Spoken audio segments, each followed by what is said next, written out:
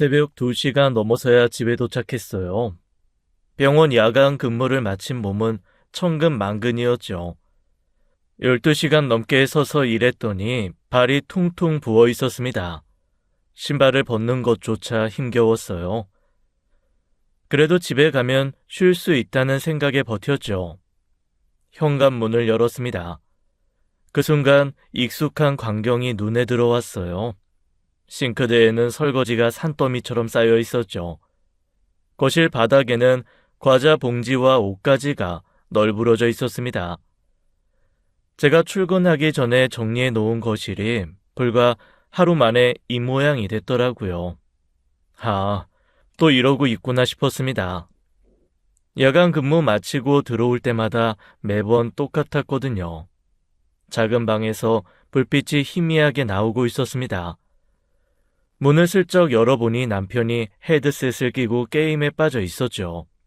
화면을 노려보며 마우스를 딸깍거리고 있더라고요.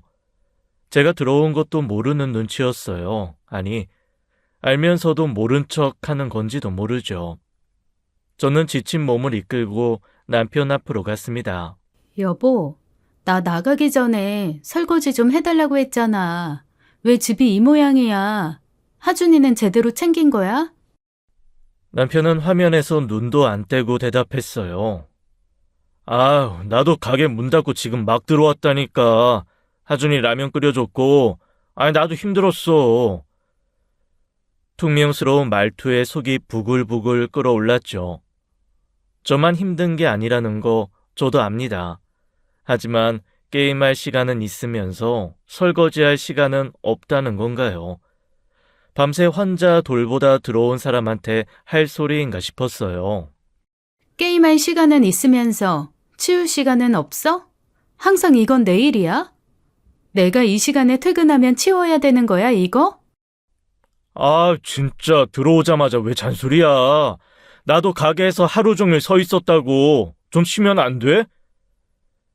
남편이 짜증 섞인 목소리로 쏘아붙였어요. 헤드셋을 반쯤 벗고 저를 올려다보는 눈빛이 귀찮다는 듯했죠. 제가 입을 열려는 순간이었습니다. 우와, 엄마. 방에서 하준이가 울음을 터뜨리며 나왔어요. 잠결에 깬 아이의 눈에는 눈물이 가득했죠. 남편은 아이가 우는데도 다시 헤드셋을 쓰며 게임 화면으로 고개를 돌렸습니다. 저는 하고 싶은 말을 꿈 삼켰어요. 지금 싸우면 아이만 더 놀라겠죠. 울고 있는 하준이를 안아 올렸습니다. 엄마 왔어, 하준아. 괜찮아, 우리 아들. 엄마가 왔으니까 괜찮아.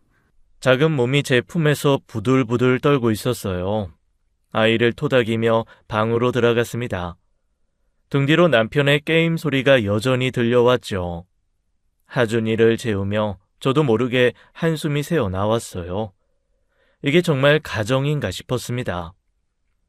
남편은 프랜차이즈 치킨집을 운영하고 있었어요. 처음엔 그래도 희망이 있었습니다. 잘 굴려보자고 다짐했었으니까요. 그런데 현실은 달랐어요. 가게는 매달 적자가 눈덩이처럼 불어나고 있었죠. 장사가 안 되면 더 발버둥을 쳐야 하는 거 아닌가요? 남편은 정반대였습니다. 가게 오픈 시간은 들쭉날쭉이었어요. 어떤 날은 저녁 때가 다 돼서야 문을 열었죠. 손님이 올 시간을 스스로 걷어차 버리는 셈이었습니다. 저녁 장사가 한창일 시간에 가게 문을 일찍 닫아버리는 날도 허다했어요. 심지어 장사 빨리 접고 친구들과 술 마시러 나간 적도 있었죠. 전화기를 꺼놓고 새벽에 술 냄새 풍기며 들어오던 그 모습이 아직도 눈에 선합니다. 한 집의 가장이 어떻게 저렇게 위기의식이 없을 수 있는 건지요. 저는 3교대 야간 근무에 시달리면서도 이를 악물고 버티고 있었어요.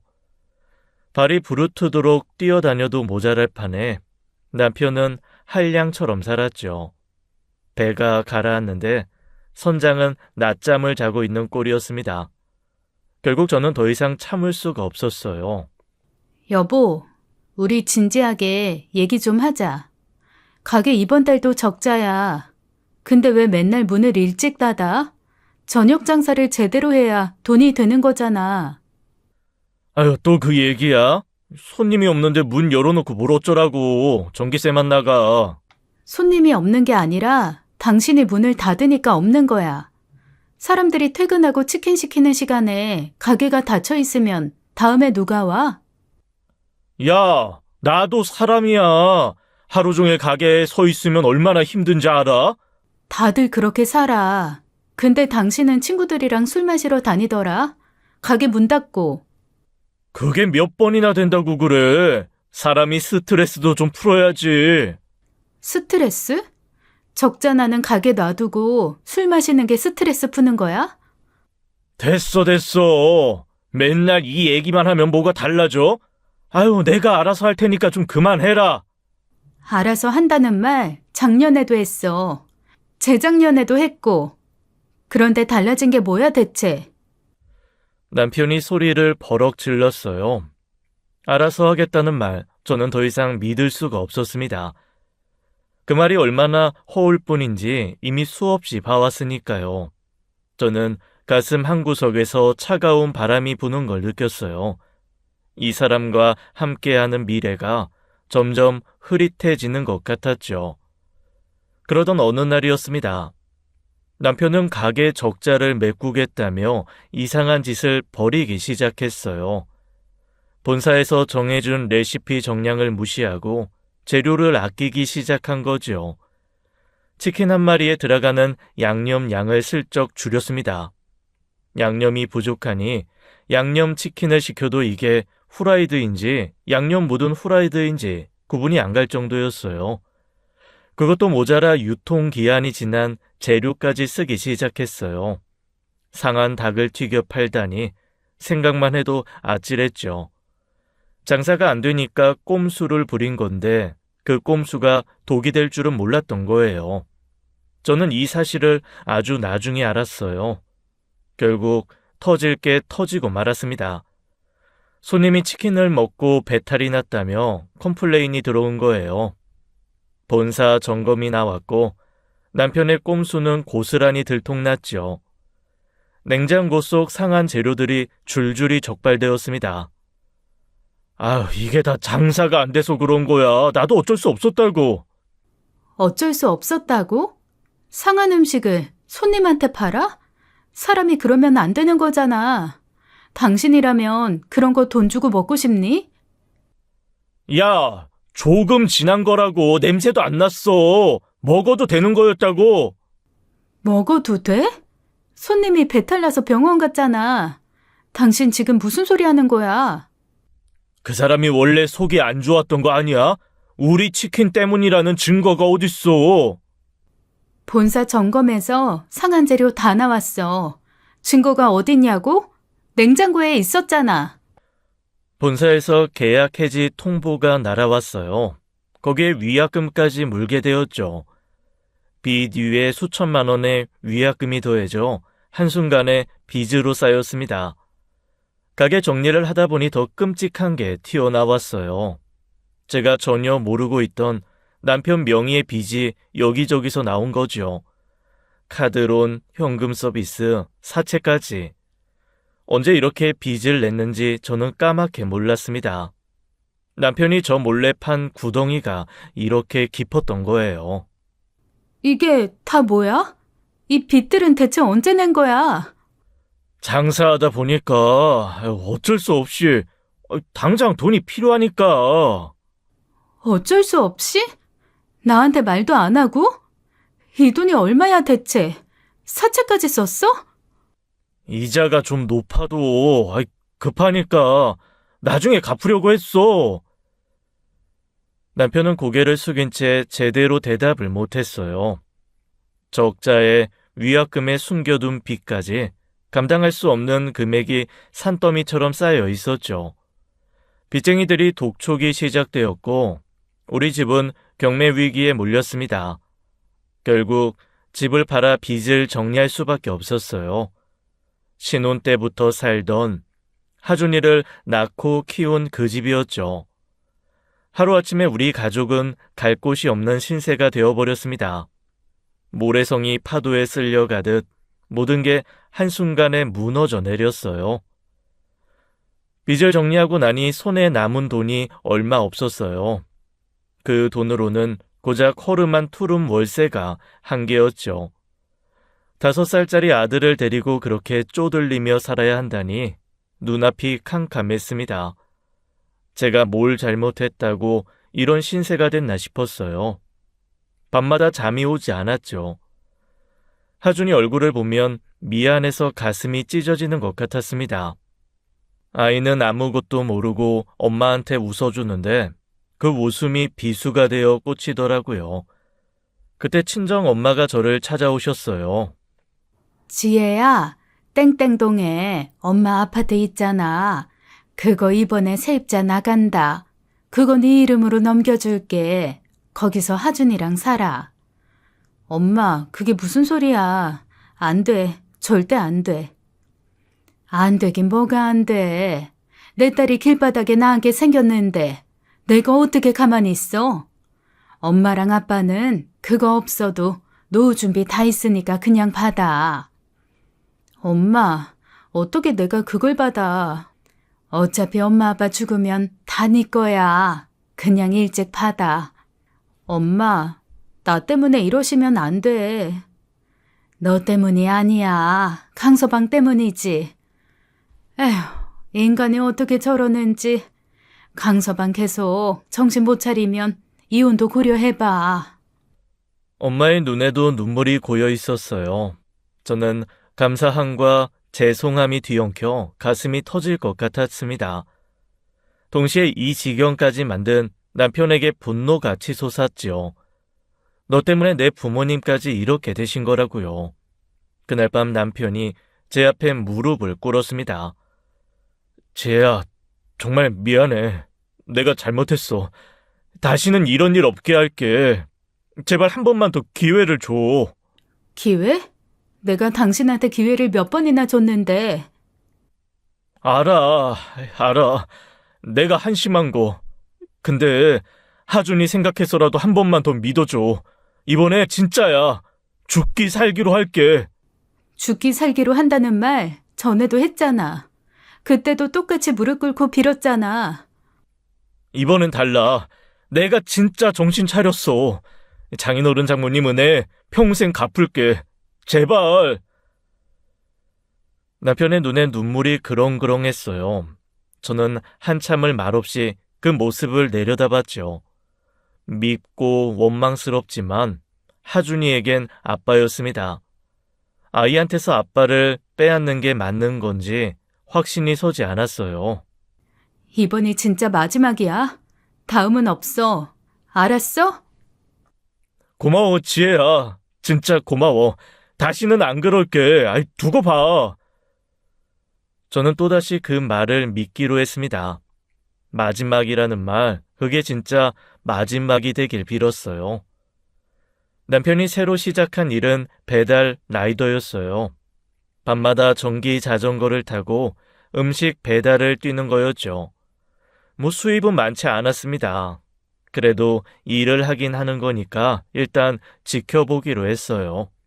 뭐라도 하는 게 어디냐 싶었죠. 그런데 문제는 시어머니였습니다. 지혜야, 이번 내 생일에 금반지 하나만 해줘라. 친구들 다 며느리한테 받았는데 나만 없어. 금이야 가지고 있으면 나중에 돈이 되기도 하니까. 어머니, 지금 저희 형편이 좀 어려워서요. 조금만 기다려주시면. 형편이 어렵긴? 간호사 돈 잘 벌잖아. 시어머니한테 효도 선물 하나 못해? 효도할 생각이 없는 거야? 병원비도 끝없이 청구하셨어요. 여기가 아프다, 저기가 쑤신다 하시면서 돈을 뽑아가셨죠. 한 달에 병원을 서너 번씩 가시는데 그 비용이 전부 제 월급에서 나갔습니다. 지혜야, 이번 달 병원비 좀 보태줘. 허리가 너무 아파서 큰 병원 가봐야 할 것 같아. 어머니, 지난달에도 보내드렸는데요. 이번 달은 좀... 아이고, 시어미가 아픈데 병원비가 아깝냐? 민수는 배달하느라 돈이 없고 너밖에 없잖아. 아이고, 허리야. 집에 오실 때마다 살림 상태를 트집 잡으셨어요. 구석구석 훑어보시며 한숨을 쉬셨죠. 마치 위생 점검 나온 사람처럼 손가락으로 먼지를 훔쳐보시기까지 했습니다. 지혜야, 집이 왜 이 모양이야? 먼지 좀 봐. 싱크대는 또 왜 이래? 민수 밥은 제대로 해먹이는 거야? 어머니, 제가 3교대 근무라서 시간이 잘 안 나요. 다른 며느리들은 일도 하고 집안일도 다 잘하던데 네가 살림을 못하니까 민수가 밖에서 고생하는 거야. 집에 오면 편해야 일할 맛이 나지. 아들 내조를 제대로 못한다며 잔소리를 쏟아내셨습니다. 제가 야간 근무에 녹초가 되어 있어도 아랑곳하지 않으셨어요. 모든 게 며느리 탓이었죠. 민수가 사업 망한 것도 네가 내조를 못해서 그래. 남편 뒷바라지를 제대로 했으면 이 지경이 됐겠어? 어머니, 그건 아니죠. 뭐가 아니야? 사실이 그렇잖아. 남자가 밖에서 힘들면 집에서 편하게 해줘야지. 맨날 야근이다 뭐다 하고 다니니까 민수가 힘든 거야. 아침밥은 차려주고 다니는 거야? 저는 입을 다물 수밖에 없었어요. 말해봤자 돌아오는 건 더 큰 잔소리뿐이었으니까요. 겨울이 되자 남편이 또 달라지기 시작했어요. 날씨가 춥고 배달이 힘들다며 일을 점점 짧게 했죠. 해가 지기도 전에 집에 들어오는 날이 많아졌습니다. 처음엔 몸이 안 좋은가 싶어 걱정했어요. 그런데 아니었죠. 집에 오면 바로 컴퓨터 앞에 앉았습니다. 헤드셋을 끼고 게임에 빠져들었어요. 헤드셋으로 같이 게임하는 사람들과 소리를 지르며 게임을 해서 집안이 시끄럽길 짝이 없었죠. 야야야, 거기로 가. 뒤에 있잖아. 걔 잡아. 왜 죽어? 등신아. 하준이가 그 소리에 놀라서 깰 때도 있었습니다. 제가 한마디 하면 돌아오는 건 짜증뿐이었어요. 여보, 소리 좀 줄여. 하준이 자다가 깨잖아. 알았어. 잠깐만. 잠깐이 1시간이 되고 1시간이 밤새가 되었죠. 남편은 점점 게임에 깊이 빠져들었습니다. 밤새 게임만 하고 낮에는 잠만 자는 생활이 반복되었어요. 배달은 아예 나가지 않은 날도 많아졌죠. 당신 오늘 배달 안 나가? 벌써 3일째 집에만 있잖아. 오늘 너무 추워. 영하 10도래. 이런 날 나가면 동상 걸려. 그럼 내일은 나갈 거야? 내일 봐서. 좀 그만 잔소리해. 나도 쉬고 싶을 때가 있다고. 그러면서도 아들과 놀아주는 일은 전혀 없었습니다. 하준이가 아빠한테 다가가도 게임 중이라며 밀어냈어요. 아빠, 나랑 놀아줘. 아빠 지금 바빠. 엄마한테 가. 아빤 맨날 바빠. 하준이의 그 말이 제 가슴에 모처럼 박혔습니다. 집안일은 당연하다는 듯 전부 제 몫이 되었어요. 설거지, 빨래, 청소, 밥. 하나부터 10까지 제가 다 해야 했죠. 저는 혼자서 돈도 벌고 아이도 키우고 집안일까지 하는 상태로 내몰렸습니다. 3교대 근무에 지쳐서 집에 오면 쓰러지고 싶었어요. 그런데 집에서 기다리는 건 또 다른 전쟁터였죠. 결국 부부싸움이 잦아졌습니다. 당신 대체 뭐 하는 거야? 나 혼자 다 하라고? 돈도 내가 벌고, 애도 내가 키우고, 집안일도 내가 하고. 당신은 뭐야? 게임만 해? 야, 나도 배달 뛰잖아. 배달? 한 달에 며칠이나 나가? 나머지는 다 게임이잖아. 새벽까지 게임하고, 낮에 자고. 당신이 뭐 애야? 당신 한 집안의 가장이야. 책임감이 없어? 진짜 짜증나게. 나도 힘들어. 힘들어. 게임하는 게 힘들어. 나는 밤새 환자 돌보고 와서 집안일 하는데 당신은 게임이 힘들다고? 남편은 대답 대신 방문을 쾅 닫아버렸어요. 또 게임을 하겠다는 거였죠. 저는 텅 빈 거실에 혼자 서 있었습니다. 이 결혼이 대체 뭔가 싶었어요. 이혼을 진지하게 생각하게 되었습니다. 그러던 어느 날이었습니다. 남편이 느닷없이 선언했어요. 나 성진이랑 동업으로 삼겹살 가게 하기로 했어. 저는 귀를 의심했습니다. 또 장사라니요. 치킨집 망해서 우리 집 날린 게 엊그제 같은데요. 뭐라고?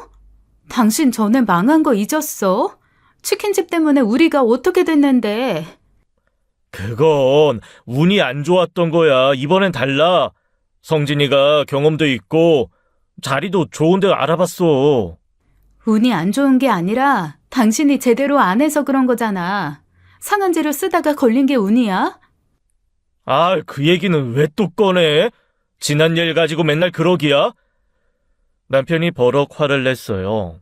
제가 말리면 말릴수록 목소리가 커졌죠. 집에서 게임만 하면 게임만 한다고 짜증내더니 이제 일하겠다는 그것도 반대야? 아, 도대체 내가 뭘 해야 만족하는 거야? 게임하지 말라는 게 아니라 제대로 된 일을 하라는 거지. 또 장사해서 망하면 어쩌려고 그래. 돈도 없잖아. 망하긴 왜 망해? 너는 맨날 부정적이야. 내가 뭘 해도 트집이지? 트집이 아니라 현실을 말하는 거야. 담보 잡을 집도 없어. 빚도 아직 다 못 갚았어. 이 상황에서 무슨 사업을 해? 내가 알아서 할 거니까 신경 꺼. 당신은 맨날 나한테 뭘 하라 말아야? 더 이상 대화가 되지 않았습니다. 저는 입을 다물 수밖에 없었어요. 말을 하면 할수록 평행선이었죠. 며칠 후 남편이 서류 뭉치를 들고 왔습니다. 어머니 아파트 담보로 대출받았어. 이걸로 가게 차릴 거야. 뭐? 어머니 아파트를? 당신 미쳤어? 그건 어머니 집이잖아. 어머니가 흔쾌히 해주신다고 하셨어. 내 아들 사업인데 당연하다고. 당연하다고? 이번에 망하면 어머니는 어디서 살아? 생각은 해봤어? 망하지 않아. 왜 맨날 망할 생각부터 해? 아유, 좀 긍정적으로 생각 못해? 시어머니께 전화를 드렸어요. 혹시 모르시고 동의하신 건 아닌지 확인하고 싶었죠. 지혜야, 왜? 어머니, 민수 씨가 어머니 아파트 담보로 대출받는다는데 정말 동의하신 거예요? 그래, 내가 해줬지. 내 아들 사업인데 당연한 거 아니야? 이번엔 잘 될 거야. 어머니, 근데 혹시 이번에도 안 되면 안 되긴 뭐가 안 돼. 니는 왜 맨날 안 된다는 소리만 해? 남편 사업 좀 응원해줘. 그러니까 민수가 집에서 기가 죽어 사는 거야. 결국 시어머니 아파트가 담보로 잡혔습니다. 저는 불안에 떨고 있었어요. 이번에도 망하면 어쩌나. 그 생각이 머릿속을 떠나지 않았죠. 남편은 결국 삼겹살 가게 문을 열었어요. 전 국민이 좋아하는 삼겹살이라 그런지 처음 반년은 장사가 제법 잘 됐습니다. 저녁 시간대에는 대기 손님까지 생길 정도였죠. 시어머니는 매우 기뻐하셨어요. 거봐, 내가 뭘 했어? 우리 민수가 원래 사업머리가 있어. 전에 치킨집은 운이 안 좋았던 거야. 운이 안 좋았던 거라니요. 상한 재료 쓰다 걸린 게 운의 문제인가 싶었지만 입 밖으로 꺼내진 않았습니다. 일단 장사가 되니 다행이었어요. 이대로만 가면 빚도 갚고 안정될 수 있겠다 싶었죠. 하지만 제 기대는 반년을 넘기지 못했습니다. 남편의 본성이 다시 드러나기 시작한 거예요. 집에서 밤새 게임을 하다 보니 낮에 가게에서 졸기 일쑤였죠. 손님이 와도 꾸벅꾸벅 졸고 있으니 서비스가 엉망이 될 수밖에 없었습니다. 손님이 고기 달라고 해도 대답이 없으니 화가 나서 그냥 가버리는 경우도 있었어요. 단골들이 하나둘 발길을 끊었죠. 매출은 곤두박질 치기 시작했습니다. 동업 친구 성진 씨가 남편에게 따졌어요. 야, 민수야, 너 요즘 왜 이래? 가게에서 맨날 졸고 일은 나 혼자 다 하잖아. 아우, 야, 내가 좀 피곤해서 그래. 요즘 잠을 못 자서. 잠을 못 자? 새벽까지 게임하느라 못 자는 거잖아. 나 다 알아. 야, 내 취미 생활은 왜 건드려? 취미는 상관하지 마라. 상관하지 마. 네가 낮에 조르니까 손님 응대를 내가 다 하잖아. 주방도 나, 서빙도 나, 계산도 나. 너는 도대체 뭘 하는데? 야, 나도 하잖아. 좀 쉬엄쉬엄 하면 안 돼? 쉬엄쉬엄. 가게 망하게 생겼는데 쉬엄쉬엄이야? 나 이러려고 너랑 동업한 거 아니거든? 야, 매출 떨어진 게 다 내 탓이냐? 요즘 경기가 안 좋아서 그런 거지. 경기 탓하지 마. 옆에 고깃집은 잘 되잖아. 넌 이게 문제야. 그냥 인생이 게을러. 뭘 목숨을 걸고 잘해보겠다는 마음이 없어. 내가 너랑 동업을 한 내가 미친놈이다. 결국 둘 사이에 대판 싸움이 벌어졌어요. 성진 씨는 동업 폐지를 선언했습니다. 야, 난 빠질게. 내 투자금은 네가 알아서 정리해. 난 더 이상 못 해먹겠다. 10년 우정이고 뭐고 없어, 넌 새끼야. 인생 그따위로 살지 좀 마. 야, 지금 나가면 어떡하라고. 야, 성진아, 야. 성진 씨는 뒤도 안 돌아보고 나가버렸어요. 10년 넘게 알고 지낸 친구 사이가 한순간에 끝나버렸죠. 친구도 잃고 가게도 기울었습니다. 가게를 연 지 1년도 안 돼서 삼겹살집은 결국 문을 닫았어요. 또 망한 거였죠. 저는 아무 말도 할 수가 없었습니다. 예견된 결과였으니까요. 문제는 시어머니 집이었습니다. 남편이 시어머니 집으로 대출을 받아 가게를 했으니까요. 시어머니 아파트는 담보대출 때문에 경매 위기에 처했죠. 그런데 더 기가 막힌 건 남편 태도였어요. 2번이나 사업을 말아먹었는데도 반성하는 기색이 전혀 없었습니다. 오히려 또다시 게임에만 빠져들었어요. 현실이 무서우니까 도망치는 거였죠. 밤새 게임을 하고 낮에는 자고 똑같은 패턴이 반복되었습니다. 작은 방 컴퓨터 책상에는 소주만 쌓여갔죠. 저는 더 이상 참을 수가 없었어요. 여보, 지금 어떻게 되는 건지 알아? 어머니 아파트 경매 넘어가게 생겼어. 앞으로 어쩔 거야? 나도 모르겠어. 좀 그만해. 모르겠다고? 당신이 이사단을 냈는데 모르겠다가 말이야. 어머니 집이 날아가게 생겼다고. 그러니까 나도 머리 아프다고. 좀 조용히 해. 생각 좀 하게. 생각? 게임하면서 무슨 생각을 해? 새벽까지 게임하고 낮에 자는 게 생각하는 거야? 야, 나도 스트레스 받아서 그러는 거야. 너만 힘들어? 나도 힘들다고. 당신이 힘들어? 내가 3교대 뛰면서 번 돈으로 이 집안 굴러가는 거야. 당신은 뭘 했는데? 사업 2번 말아먹고 빚만 늘렸잖아. 야, 내가 일부러 망하게 한 줄 알아? 운이 안 좋았던 거라고. 운? 치킨집도 운, 삼겹살집도 운. 2번 다 운이 안 좋았어? 당신이 이 망할 게임에 빠져서 제대로 일을 안 하니까 이렇게 되는 거잖아. 근데 가게 날려먹고도 게임에만 빠져 사니? 됐어. 맨날 그 얘기 지겹다 진짜. 지겨워? 어머니한테는 뭐라고 할 거야? 어머니는 내가 알아서 한다니까 왜 자꾸 어머니 얘기를 꺼내? 알아서 어떻게 해? 어떻게 알아서 하는데? 방법 있어? 돈 있어? 남편이 버럭 소리를 질렀어요. 그리고는 방으로 들어가 문을 쾅 닫아버렸죠. 잠시 후 헤드셋을 끼고 게임하는 소리가 들려왔습니다. 문제를 해결하려는 노력은커녕 저한테 화풀이나 하고 도망가는 거였어요. 저는 거실에 혼자 서서 닫힌 문을 바라봤습니다. 할 말을 잃었어요. 이 사람이 정말 제 남편인가 싶었죠. 한때는 믿고 의지했던 사람이었습니다. 아이의 아버지이기도 했고요.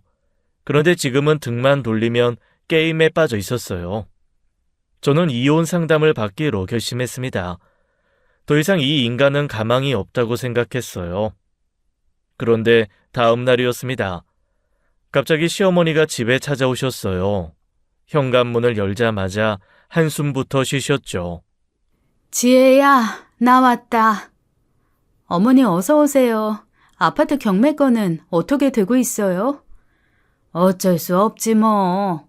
경매 넘어가는 거야. 어머니, 정말 죄송해요. 저희 때문에. 너 때문 아니야. 운이 안 좋았던 거지. 민수가 열심히 했는데 안 된 거야. 참 대단하셨어요. 운이 안 좋았다니요. 게임하느라 가게에서 졸아서 망한 건데 그게 운의 문제인가요? 집까지 날렸는데도 아들 탓을 안 하시는 거 보고 저는 속으로 생각했어요. 대단한 아들 사랑이시라고요. 눈에 콩깍지가 단단히 씌셨구나 싶었죠. 집 경매로 정리되면 담보대출 빚 갚고 남은 돈으로 민수빚도 갚아줄 거야. 그러니 너희도 너무 걱정 마. 네? 어머니, 그러시면 어머니는요, 어디서 사세요? 걱정 마. 구미의 언니가 혼자 사는데 거기 가서 같이 살기로 했어. 구미요? 그 먼 데까지요? 멀긴 뭐가 멀어. 어차피 서울에 있어봤자 돈만 들어. 구미 가서 언니랑 조용히 살려고. 저는 복잡한 심정이었어요. 시어머니가 밉기도 했지만 아들 때문에 집까지 날리고 시골로 쫓겨나시는 거잖아요. 그것도 평생 모은 재산을 통째로 잃으시고요. 아무리 아들 편만 드셔도 이건 너무했습니다. 지혜야, 내가 부탁이 하나 있어. 네 어머니, 말씀하세요. 다 정리하고 내려가기 전에 민수하고 좀 있고 싶어. 며칠만 여기서 지내도 될까? 네? 아, 네, 그럼요. 어머니 편하게 계세요. 고마워. 오래 안 있을게. 이틀 정도면 다 정리될 거야. 그럼 바로 내려갈게. 평소에 미운 시어머니였지만 저는 그 순간은 시어머니가 안쓰러웠어요. 아들 잘못으로 이 지경이 됐는데 그래도 아들 얼굴 보고 싶다고 하시니까요. 모종이라는 게 이런 건가 싶었죠. 그래서 그러시라고 했습니다. 그런데요, 시어머니가 사흘이 지나도 안 가셨어요. 나흘이 지나도 안 가셨죠. 일주일이 지나도 짐을 쌀 기미가 없으셨습니다. 오히려 짐을 풀고 계셨어요. 옷가지를 옷장에 넣고 화장품을 화장대에 올려놓으셨죠. 슬리퍼도 새로 사 오시고 칫솔도 욕실에 꽂아 두셨습니다. 완전히 눌러 앉을 기세였어요. 이상하다 싶었습니다. 며칠만 계신다더니 왜 자리를 잡고 계신 걸까요? 저는 슬슬 불안해지기 시작했어요.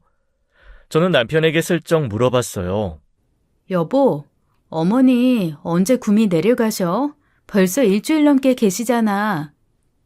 아, 몰라. 내가 어떻게 그걸 물어봐? 왜 못 물어봐? 며칠만 계신다고 하셨잖아. 야, 나 때문에 엄마가 집까지 날리게 생겼는데 내가 어떻게 엄마한테 언제 가냐고 물어봐. 그게 말이 돼? 그러니까 왜 하지도 못하는 장사는 자꾸 해서 어머니 집까지 날린 거야. 아유, 또 그 얘기야? 지겹게? 아유, 야, 나 배달 나간다. 남편은 짜증을 내며 나가버렸어요.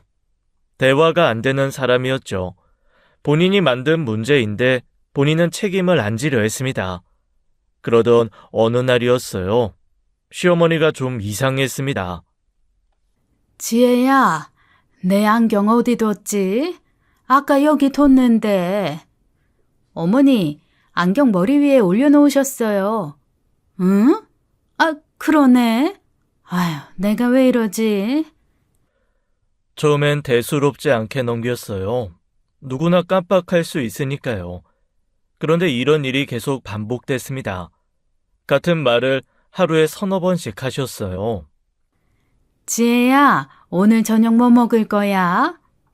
어머니, 아까 된장찌개 끓인다고 말씀드렸잖아요. 그랬어? 내가 언제? 난 못 들었는데. 30분 전에요, 어머니. 아이, 그래? 내가 요즘 왜 이러지? 아하. 물건 위치도 자꾸 까먹으셨어요. 리모컨을 냉장고에 넣어두시고 휴대폰을 신발장에 넣어두셨습니다. 저는 간호사라서 이런 증상이 뭘 의미하는지 알았어요. 초기 치매 증상이었죠. 그날 밤 남편에게 조용히 말했습니다. 여보, 어머니 요즘 좀 이상하지 않아? 같은 말 계속 반복하시고, 물건 위치도 자꾸 까먹으시고. 뭐? 아, 진짜? 나는 못 느꼈는데. 난 느꼈어. 오늘도 같은 말 4번 하셨어. 혹시 치매 초기 아닐까? 남편의 표정이 심각해졌어요. 치매? 진짜로? 아이, 그럼 어떡해. 어머니 아프시면 우리가 모셔야지. 뭐? 모신다고? 당연하지. 아픈 엄마를 어디로 보내. 우리가 모셔야지. 여보, 그건 안 돼. 우리 형편에 어떻게 어머니까지 모셔. 형편이 뭐가 어때서. 엄마가 아프다는데. 내가 3교대 뛰면서 어머니까지 어떻게 돌봐. 현실적으로 생각해봐. 야, 어떻게 그렇게 매정해? 그래도 엄마잖아. 네 엄마가 아프면 그냥 내보낼 거야? 남편이 화를 냈어요. 저는 매정한 며느리가 되어버렸죠. 다음날 저는 시어머니께 조심스럽게 말을 꺼냈습니다. 어머니, 요즘 깜빡하시는 게 좀 있으신 것 같은데 병원에 한번 가보시는 게 어떨까요? 건강검진 차원에서요. 병원? 내가 왜? 나 멀쩡해. 그냥 검사 한번 받아보시면. 됐어. 괜히 병원 가서 돈 쓸 필요 없어. 나 아무 데도 안 아파. 시어머니는 단호하게 거부하셨어요. 본인은 멀쩡하다며 버티셨죠. 그전에는 그렇게 병원 진료, 쇼핑을 보러 다니시던 분이요. 저는 찜찜한 기분을 떨칠 수가 없었습니다. 그런데 며칠이 지나면서 이상한 점이 느껴졌어요. 저는 10년 넘게 병원에서 일한 간호사였습니다. 치매 환자도 많이 봐왔죠. 시어머니의 증상이 뭔가 어색했어요. 진짜 치매 환자들은 본인이 까먹은 걸 인지하지 못합니다. 그런데 시어머니는 까먹을 때마다 내가 왜 이러지라고 하셨어요. 본인이 까먹은 걸 너무 잘 아시는 거였죠. 게다가 깜빡하시는 것도 특정 상황에서만 그러셨습니다. 제가 있을 때만 증상이 나타났어요. 남편 앞에서는 멀쩡하셨죠. 뭔가 수상했습니다. 저는 확인해보기로 했어요. 거실에는 하준이 때문에 설치해둔 홈 CCTV가 있었거든요. 아이가 어릴 때 아이를 확인하려고 달아둔 거였죠. 병원에서 일하는 틈틈이 앱으로 CCTV를 확인했습니다. 시어머니는 거실에서 TV를 보고 계셨어요. 특별한 건 없었죠. 그러다 오후쯤 시어머니가 전화를 받으셨습니다. 친구인 것 같았어요. 저는 볼륨을 높이고 귀를 기울였죠. 영자야. 나야. 아니, 구미 못 가. 언니가 싫다고 했어. 같이 살면 불편하다고. 그러니까 나도 황당하지. 피부치가 그러냐고. 응, 그래서 나 이제 이 집에 눌러 앉아야 돼. 내 집은 이미 경매 넘어갔어. 갈 데도 없어. 며느리? 걔 몰라. 내가 치매인 척 하고 있거든. 그래야 안 쫓아내지. 응, 그렇게 하고 있어. 같은 말 여러 번 하고 물건 엉뚱한 데 두고 며느리가 간호사라 잘 속더라. 아이고 어쩌겠어. 그래, 당분간은 이렇게 버텨야지. 어쩌겠어. 아들 집인데. 저는 멍해졌습니다. 손이 떨렸어요. 화면 속 시어머니는 아주 또렷한 목소리로 친구와 수다를 떨고 계셨죠. 아까까지 같은 말 반복하시던 분이 맞나 싶었습니다. 연기였던 거예요. 전부 다요. 갈 곳이 없어서 치매인 척 연기를 하신 거였죠. 구미 언니 집에 간다는 것도 거짓말이었습니다. 저는 한참 동안 화면을 바라봤어요. 배신감이 밀려왔습니다. 동시에 분노가 치밀어 올랐죠. 나를 이렇게 속이다니요. 아주 모자가 둘이서 저를 제대로 열받게 했습니다. 그날 밤 늦게 퇴근했어요. 하준이는 어린이집 방학이라 잠시 친정엄마 댁에 가 있었습니다. 집안이 조용했어요. 시어머니는 안방에서 일찍 주무시고 계셨죠. 작은 방 불만 켜져 있었습니다. 남편이 또 게임을 하고 있었어요. 헤드셋을 끼고 화면에 얼굴을 받고 있었죠. 저는 곧장 작은 방으로 들어갔습니다. 그리고 남편의 헤드셋을 확 벗겨버렸어요. 야, 뭐야, 갑자기. 당신, 나한테 할 말 없어? 뭔 소리야. 아니, 나 지금 게임 중이거든. 어머니 치매 아니야. 연기하는 거더라. 남편의 표정이 굳었어요. 하지만 금방 피식 웃더라고요. 무슨 소리야. 어머니가 왜 연기를 해? 오늘 CCTV로 봤어. 어머니가 친구랑 통화하시는 거. 구미 이모님께서 같이 살기 싫다고 했대. 그래서 우리 집에 눌러 앉으려고 치매인 척 하는 거더라고. 뭐? 당신 알고 있었지? 어머니랑 짜고 나한테 연기한 거지? 야, 아이, 내가 왜 그래? 나도 몰랐어. 진짜 몰랐어? 진짜로? 진짜라니까. 아이, 근데 그게 뭐 어때서? 엄마가 갈 데가 없으면 여기서 사는 게 당연한 거 아니야? 당연해? 나한테 거짓말하고 속인 게 당연해? 거짓말은 엄마가 한 거지 내가 한 게 아니잖아. 야, 그리고 엄마 입장도 생각해봐. 얼마나 급했으면 그랬겠어? 급한 건 알아. 근데 나한테 솔직하게 말했으면 됐잖아. 왜 치매인 척까지 해서 사람을 속여? 아이, 몰라. 엄마한테 물어봐. 나한테 왜 그래? 남편이 짜증을 폭발시켰어요. 저는 기가 막혔죠. 당신이 집을 날렸잖아. 어머니가 이 지경이 된 것도 다 당신 때문이야. 당신은 책임감이라는 게 있어 없어? 야, 나 때문에 집 날린 거 맞아, 알아. 그럼 내가 어쩌라고? 엄마 길바닥에 내쫓으라고? 남편이 헤드셋을 다시 집어들었어요. 이 와중에 다시 게임을 하려고 하더라고요. 저는 어이가 없었죠. 아야, 나 지금 중요한 게임 중이거든? 이거 끝나고 얘기하자. 뭐? 지금 이 상황에 게임을 해? 남편은 대답도 안 하고 헤드셋을 끼더니 다시 게임을 시작했어요. 화면 속 캐릭터가 총을 쏘며 뛰어다니고 있었죠. 그리고 같이 게임을 하는 사람들과 헤드셋으로 대화를 하며 저놈을 죽여라, 어디를 가라, 아주 난리였습니다. 어머니 문제보다 게임이 더 중요한 사람이었습니다. 저는 어이가 없어서 다시 헤드셋을 벗기려고 손을 뻗었어요. 그때였습니다. 책상 위에 놓인 남편 핸드폰이 울렸죠. 카톡 알림이었어요. 밤 12시가 넘은 시간이었습니다. 이 시간에 누가 연락을 하지? 남편은 헤드셋을 끼고 게임에 빠져서 알림 소리를 못 듣고 있었어요. 저는 무심코 핸드폰 화면을 봤습니다. 화면에 낯선 번호가 떠 있었어요. 저장되지 않은 번호였죠. 오빠, 내일 못 만나. 남편이랑 시댁 가야 해. 미안해. 다음에 꼭 보자. 저는 눈을 의심했어요. 오빠라고요? 남편이랑 시댁. 이게 무슨 소리죠? 손이 떨렸지만 남편 핸드폰을 집어들었습니다.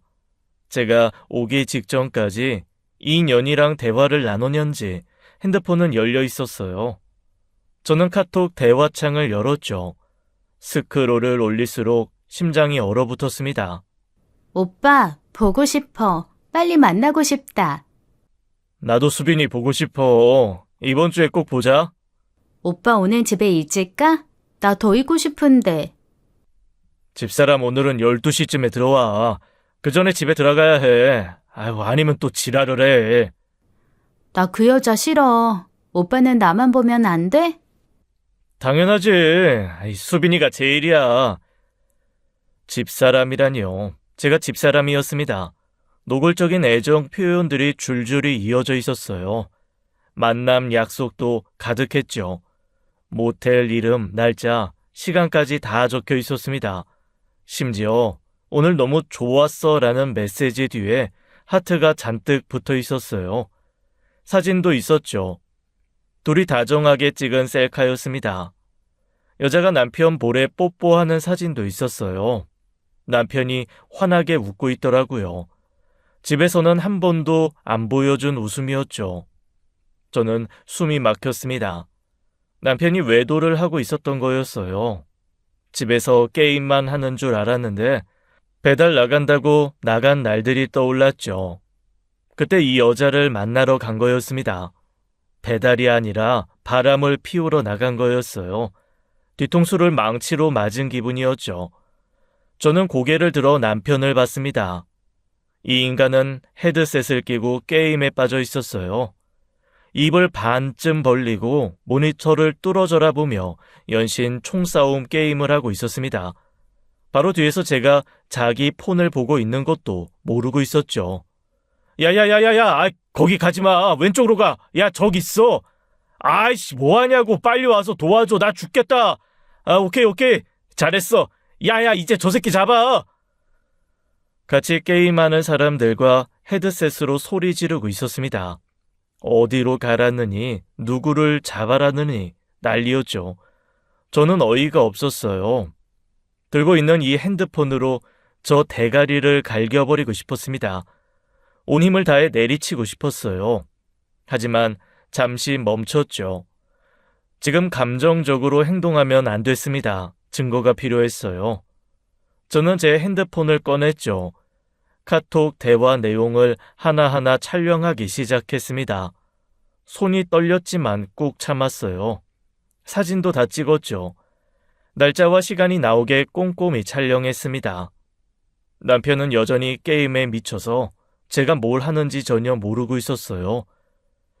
그런데 대화 내용을 찍다가 이상한 게 눈에 들어왔어요. 오빠, 코인 수익으로 여행 가자. 제주도 어때? 좋은 호텔 예약해줘. 그래, 수빈이 가고 싶은 대로 가자. 돈 걱정 마.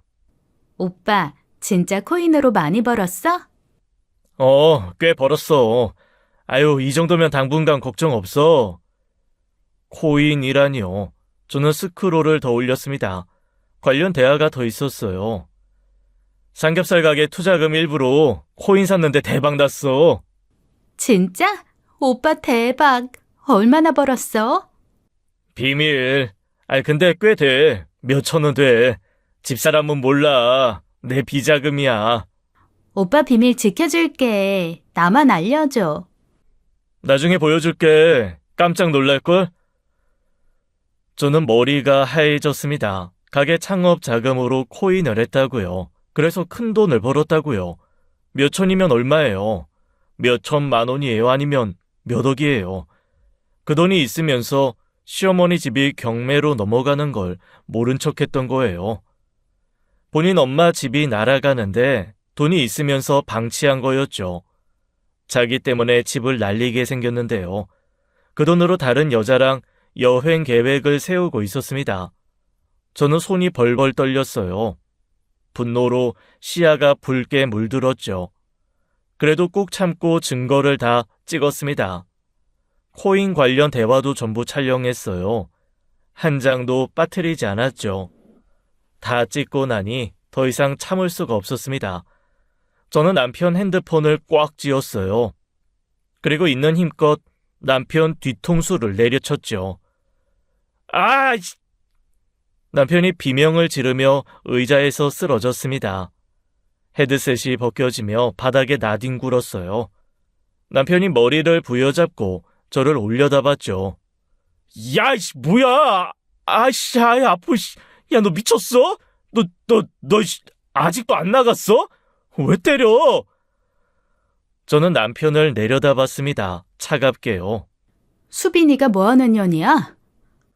남편의 얼굴이 새하얗게 질렸어요. 뭐? 코인으로 번 돈은 어딨어? 그 돈으로 여행 간다고? 몇 천이 있다고? 너 내 폰 봤어? 다 봤어. 다 찍어뒀고. 야, 그거 사생활 침해야. 남의 폰을 왜 봐? 사생활? 바람 피운 게 사생활이야? 어머니 집 경매 넘어가는데 돈 숨긴 게 사생활이야? 남편이 벌떡 일어나려 했지만 저는 한 발 물러섰어요. 제 핸드폰은 이미 주머니 안에 있었죠. 쟤야, 잠깐, 오해야. 내 말 좀 들어봐. 오해? 뭐가 오해야? 사진까지 있는데. 그게 그냥 친구야. 진짜야. 친구가 오빠라고 불러? 친구가 볼에 뽀뽀해? 친구랑 모텔을 가? 남편은 대답을 못했어요. 이혼이야. 뭐? 이혼하자고. 끝이야, 우리. 소란의 시어머니가 놀라서 달려오셨어요. 안방에서 주무시다 깨신 거였죠. 뭐야? 무슨 일이야? 왜 이렇게 시끄러워? 또 싸우는 거야? 시어머니가 한숨을 쉬며 물으셨습니다. 저는 시어머니를 똑바로 바라봤어요. 어머니, 잘 오셨어요. 들으셔야 할 게 있어요. 뭔데? 아드님이 바람을 피웠어요. 유부녀랑요. 뭐라고? 시어머니 눈이 커졌습니다. 남편이 손사래를 쳤죠. 아니야, 엄마, 오해야. 지혜가 착각하는 거야. 착각 아니에요. 카톡 내용 다 봤어요. 사진도 있고요. 저는 제 핸드폰을 꺼내 시어머니께 보여드렸습니다. 남편과 여자의 다정한 셀카가 화면에 떴어요. 시어머니 얼굴이 굳었죠. 그리고 더 있어요. 아드님이 코인으로 큰 돈을 벌어놨더라고요. 뭐? 그 돈 있으면서 어머니 집 경매 넘어가는 거 모른 척 했어요. 그 돈으로 저 여자랑 여행 가려고 했고요. 민수야, 이게 사실이야? 아니야, 엄마. 그게 아니라. 여기 봐요. 카톡에 다 있어요. 사업 투자금으로 코인 사서 대박 났다고. 집사람은 모른다고. 몇 천은 된다고. 저는 해당 대화 내용을 시어머니께 보여드렸어요. 시어머니가 화면을 읽으셨죠. 표정이 싹 차갑게 변했습니다. 아들을 바라보던 눈빛이 얼음장 같았어요. 민수야. 엄마, 내 말 좀 들어봐. 그게 아니라. 아니 이게 뭐가 아니야. 네가 돈이 있으면서 내 집 경매 넘어가는 걸 그냥 뒀어? 엄마 집이 날아가는데 엄마는 너 때문에 담보대출을 받은 건데? 그게 나중에 갚으려고. 나중에? 나중에? 집 이미 넘어갔어. 어떻게 이럴 수가 있어? 민수야, 네가 어떻게 엄마한테 이래? 시어머니 목소리가 떨렸어요. 분노와 배신감이 뒤섞인 목소리였죠. 내가 널 어떻게 키웠는데 너 사업한다고 집까지 담보로 내줬어. 근데 넌 돈 있으면서 숨기고 딴 여자랑 놀아놨어? 엄마. 닥쳐. 나 이제 너 같은 자식 없다. 시어머니가 안방으로 들어가셨습니다. 잠시 후 짐을 싸들고 나오셨어요. 남편이 붙잡으려 했죠. 엄마 어디가, 이 밤에. 상관 마라. 나 갈 데 있어. 시어머니는 뒤도 안 돌아보고 나가버리셨습니다. 저는 남편을 바라봤어요. 너는 세상에서 널 유일하게 맹목적으로 믿어준 사람도 배신했어. 눈에 콩깍지가 씌어서 네 편만 들어주던 엄마마저. 넌 진짜 쓰레기야. 지혜야. 집에서 나가. 뭐? 내가 왜 나가? 여기 내 집이기도 해. 내 집이야. 내 명의야. 우리 엄마가 해준 내 집이야. 당장 꺼져. 안 나가. 나도 여기서 살 권리가 있어. 저는 열이 받아 책상 위에 있던 키보드를 집어들었어요. 그리고 남편 턱주거리를 향해 휘둘렀죠. 계속 내리쳤어요. 키보드가 완전히 망가질 때까지요. 남편이 비명을 지르며 쓰러졌습니다. 당장 꺼지라고 했어? 야, 미쳤어? 알았다고. 나간다! 씨! 남편이 허겁지겁 방을 나갔어요. 현관문이 쾅 닫히는 소리가 들렸죠. 저는 컴퓨터 화면을 봤습니다. 게임창에 채팅이 막 올라오고 있었어요. 야, 민수 뭐야? 바람 피다 걸렸네. 와, 실시간 막장 드라마. 야, 키보드로 맞았어? 남편과 같이 게임하던 사람들이 헤드셋 마이크로 다 들은 거였어요. 저는 컴퓨터 본체를 발로 뻥 차버렸습니다. 이후 저는 이혼 소송을 진행했어요. 증거가 확실했기에 재판은 순조로웠죠. 외도 증거, 재산 은닉 증거가 모두 있었습니다. 남편은 발뺌을 시도했지만 소용없었어요. 카톡 내용과 사진 앞에서 어떤 변명도 통하지 않았죠. 법정에서 남편은 처음 보는 표정을 짓더라고요.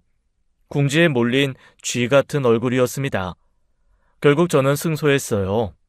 위자료와 양육권 모두 제가 가져왔죠. 재산 분할에서도 유리한 판결을 받았습니다. 저는 거기서 끝내지 않았어요. 상간녀에게도 소송을 걸었죠. 유부남인 줄 알면서 만난 여자였으니까요. 그 소송도 승소했습니다. 상간녀한테서 위자료를 받아냈어요. 재미있는 건 그 다음이었죠. 이 소송 때문에 상간녀 남편도 아내의 외도를 알게 됐습니다. 상간녀도 이혼을 당했어요. 남의 가정을 부순 대가를 톡톡히 치른 거였죠. 상간녀와 남편도 대판 싸우고 헤어졌다고 하더라고요. 서로를 탓하면서요. 네가 먼저 꼬셨네, 네가 먼저 연락을 했네 하면서 싸웠다고 합니다. 둘 다 파탄이 났어요. 기나긴 악몽이 끝나는 순간이었습니다. 얼마 후 시어머니가 저를 찾아오셨어요. 예전과 달리 많이 수척해 보이셨죠. 기세등등하게 잔소리하시던 분이 맞나 싶을 정도였습니다. 시어머니는 그동안 있었던 일들을 사과하셨어요. 치매 연기를 한 것도 저를 구박했던 것도요. 며느리 고생을 몰라봤다며 눈물을 흘리셨죠. 진심이 느껴지는 사과였습니다. 그리고 뜻밖의 소식을 전하셨어요. 결국 남편이 시어머니 집 대출금을 갚았다고 하셨죠. 코인으로 번 그 돈으로요. 엄마한테 마저 버림받으니 그제야 정신을 차린 모양이었습니다. 시어머니는 또 한 가지 말씀을 하셨어요. 본인 아파트를 하준이 명의로 증여하고 싶다고 하셨죠. 저는 손사래를 쳤습니다. 그건 어머니 재산인데 안 된다고요. 하지만 시어머니는 고집을 꺾지 않으셨어요. 본인이 죽으면 그 집이 아들에게 유산으로 가는 게 싫다고 하셨죠. 저런 자식에게 한 푼도 주기 싫다고 하셨습니다. 차라리 손자에게 주는 게 낫다고 하셨어요. 대신 본인이 살아있는 동안만 그 집에서 세입자로 살게 해달라고 하셨죠. 시어머니의 간곡한 부탁에 결국 그렇게 하기로 했습니다. 저는 새 출발을 시작했어요. 하준이와 단둘이 사는 삶이었죠. 처음엔 막막하기도 했습니다. 하지만 무거운 짐을 내려놓으니 오히려 발걸음이 가벼웠어요. 제 월급은 온전히 저와 하준이를 위해 쓸 수 있었죠. 남편은 완전히 혼자가 되었습니다. 아내도 잃고 아들도 잃고 엄마에게도 버림받았어요. 세상에서 자기를 맹목적으로 믿어주던 단 한 사람마저 등을 돌렸죠. 자업자득이었습니다. 지금까지 사연 읽어주는 남녀였습니다. 끝까지 함께 해주신 여러분 감사드리며 저희는 다음 사연으로 돌아올게요. 감사합니다.